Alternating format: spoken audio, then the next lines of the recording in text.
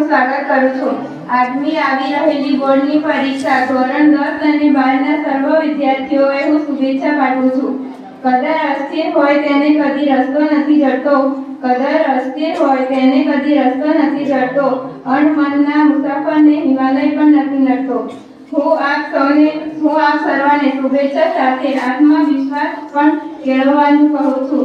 તમારો આત્મવિશ્વાસ કે સંકલ્પ જેટલો ઊંચો હશે તેટલું જ તમારું પરિણામ ગુણવત્તાસભર હશે। હવે તમારી સફળતાના મહેલનો ટાણવાનો સમય આવી ગયો છે। આ સમય તો તેને મજબૂત પાયા નાખવાનો છે। બોર્ડની પરીક્ષામાં સારા ટકા મેળવી સફળતાની ઇમારતને પાયાને એટલો મજબૂત કરી દો કે જેથી તમે તમારા જીવનને ઉચ્ચ ધ્યેય પ્રાપ્ત કરી શકો। તમારી પાસે જે શક્તિ છે તેને સાકાર કરવાનો આ યોગ્ય સમય છે। જો તમે આ સમયનો આગામી બોર્ડની પરીક્ષામાં યોગ્ય ઉપયોગ કરશો તો તમે તમારા ભવિષ્યની નવી કેડી કંડારીને જીવનના યોગ્ય મુકામે પહોંચી તમારા જીવનને ધન્ય બનાવી શકશો। તમે ઉજ્જવળ જીવન પસારી શકશો।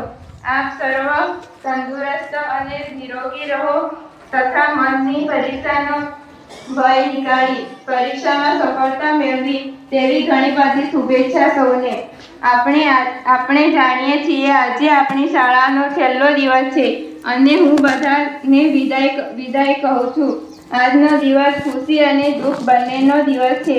ખુશીનો એટલા માટે કે આપણે આપણી ઉજ્જવળ ભવિષ્ય તરફ વધી રહ્યા છીએ અને દુઃખનો એટલે કે આ શાળામાં આપણે એક સાથે ભણ્યા, મોટા થયા, જ્યાં સારા શિક્ષકો અને મિત્રો મળ્યા। એવી શાળા, શિક્ષકો અને મિત્રોને અલવિદા કહેવાનો સમય આવી ગયો છે। જ્યાં જ્યાં મિલન છે ત્યાં ત્યાં જુદાઈ છે। તોય વસમી લાગે આ વિદાય, પળમાં ભેળા તો પળમાં જુદાઈ છે।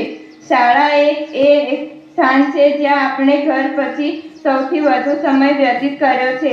ભલે આપણે જુદી જુદી જગ્યાએથી આવ્યા હોઈએ પરંતુ શાળામાં આવ્યા પછી બધા એક સમાન હતા, કારણ કે આપણે સૌ એક જ યુનિફોર્મમાં રહેતા હતા।